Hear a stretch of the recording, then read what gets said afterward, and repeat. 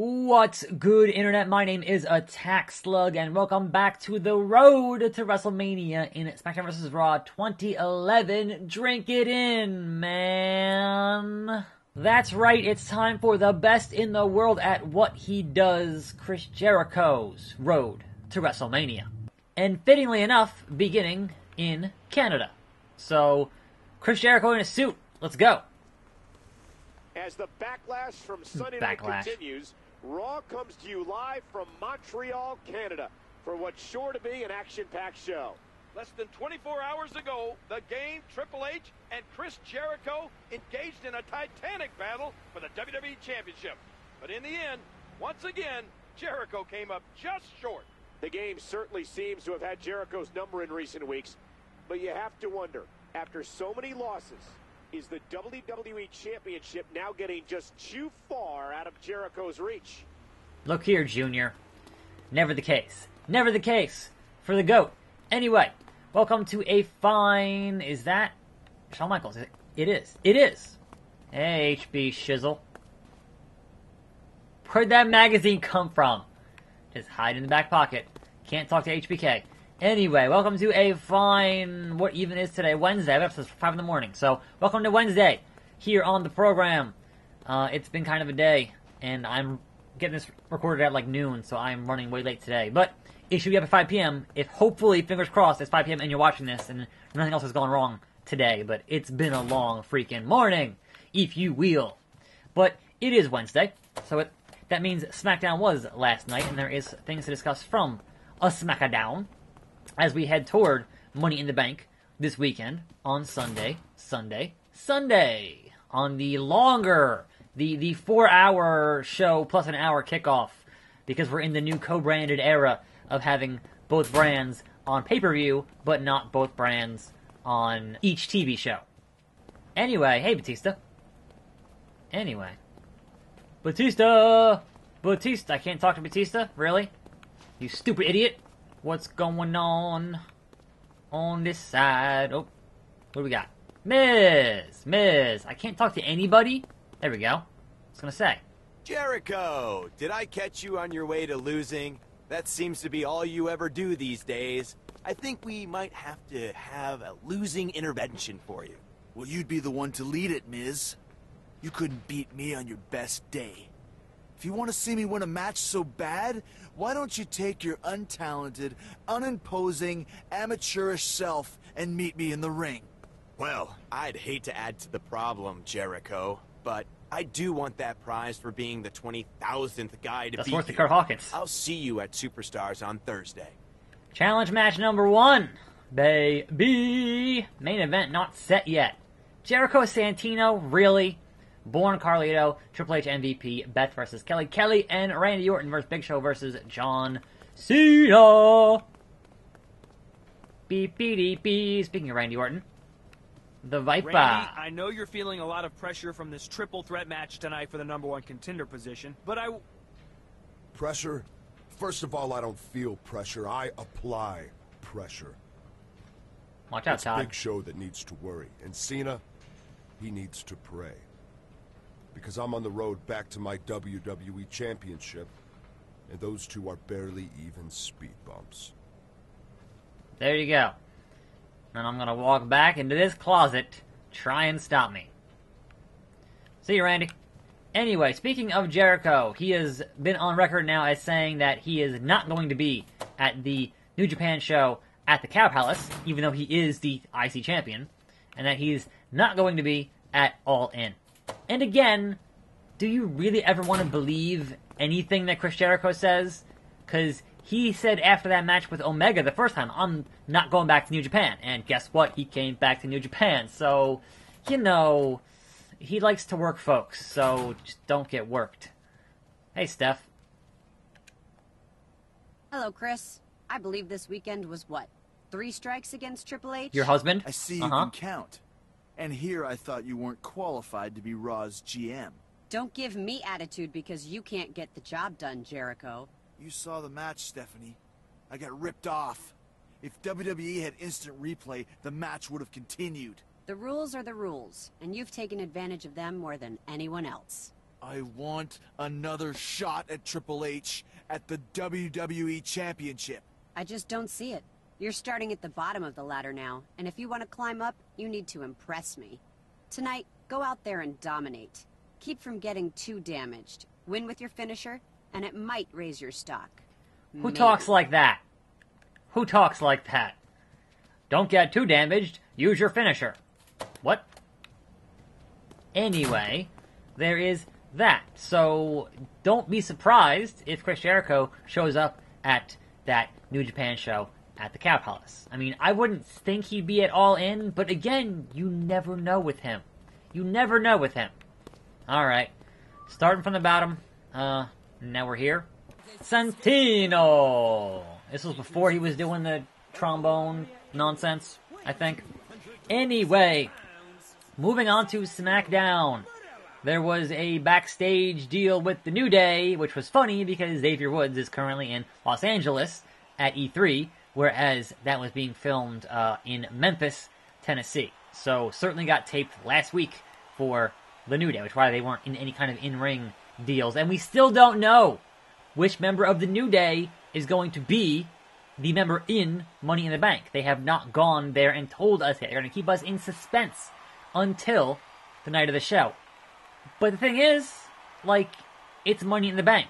So it's already no DQ. So couldn't they just get involved anyway? I don't know. I think it's going to be Big E, but again, we don't really know. It's all very confusing. Break the walls down. We have confirmed, though, that your SmackDown Tag Team titles will be on the kickoff show. And considering there are 11 matches on that card, something had to go on the kickoff show. So I thought it was going to end up being the Raw Tag Team titles, but no, it is SmackDown. Honestly, you should really put Jinder and Roman or Sammy and Lashley on the pre-show, because who cares? But they spent all that time building the obstacle course for Bobby Lashley on Monday. They go, no, that can't be kickoff. And I'm like, but why not? Because who cares? But no, your boys, okay, don't get damaged and get a finisher before taking too much damage. Listen to Stephanie. What was that? What was that? I jumped and it didn't work. Anyway, elsewhere on SmackDown, we had that historic 10-woman tag team match because, sure, why not? Also, Lana kind of losing her accent in the opening segment, in that opening promo. So, what? Half of your job is having that accent. So perhaps do a better job at having that accent. Or just get rid of it. Either way. Like, or go the Matt Hardy route and have like 4 accents and just kind of alternate and whatever. I don't know anymore. It is what it is. But, speaking of which, your boy Rusev got a backstage, he's doing the Cobra, got a backstage segment. Crap. Bulldog. Got a backstage interview on the .com. Not on the actual show, but on the .com, which seemed like a pretty heavy face interview to me. So that's interesting if they go that direction. And Lana was on the face team when you had your, 10-man match in the main event. So that's interesting. Now, I feel like at this point, look, I would still embrace a hot face turn for handsome Rusev, but is it too little too late? I know that Aiden English did not antagonize the crowd for once. He only antagonized Joe and The Miz. So, there's that. But, I don't know, that should have been done weeks ago, if not months ago, when they first started getting everyone to chant for Rusev Day. Don't overwait for this opportunity. Come on. 3 count. I dominated. What does a man have to do to get a break around here? I am Chris Jericho. I am WWE Championship material, and the WWE Universe knows it. I shouldn't be wasting my time slumming it up with bottom feeders like this good-for-nothing monobrow joke. And you, Michael Cole, I heard what you said at the start of the show. If you don't think I have what it takes anymore, then get in the ring, and I'll show you why I'm still the best in the world at what I do. Hey, I'm no WWE superstar. I'm a broadcaster. Then come in this ring and interview me. Come on, do your job. Do I get to beat up Michael Cole? If so, best storyline ever. Please. Please. Santino, I'm gonna hit with the Cobra. I know it, I'm gonna hit with the Cobra.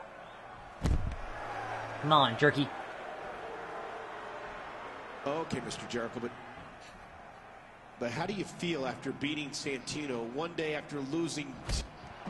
Who do you think you are asking me about that bogus ruling last night? I should. Yeah, alright. Alright. Santino. Punch in the mouth. That's what you get, Santino. Code breaker. There we go. And then into the walls of Jericho. Yes. Oh, here comes Kofi Kingston, man. Alright, speaking of the New Day. So I guess Kofi and Santino are friends? Sure, why not? The nerve Weird. of Chris Jericho. He thinks he can push anybody around, including my broadcast partner. You gonna be okay, Michael? Yeah, I think so. If Jericho wanted a champion's attention, he certainly got one. Please let me beat up Michael Cole. Please, that's all I'm asking. That's all I want now. And then on to Superstars in Quebec. What about Winnipeg? Anyway, also on SmackDown, I'm really appreciating them continuing to have the on-stage interviews. Because at least it sets them apart from what Raw does. You know, you want to have the show feel more unique. And, you know, give it different camera angles, give it different things that actually make it stand out from what Raw does every week. Don't make it Raw light and such.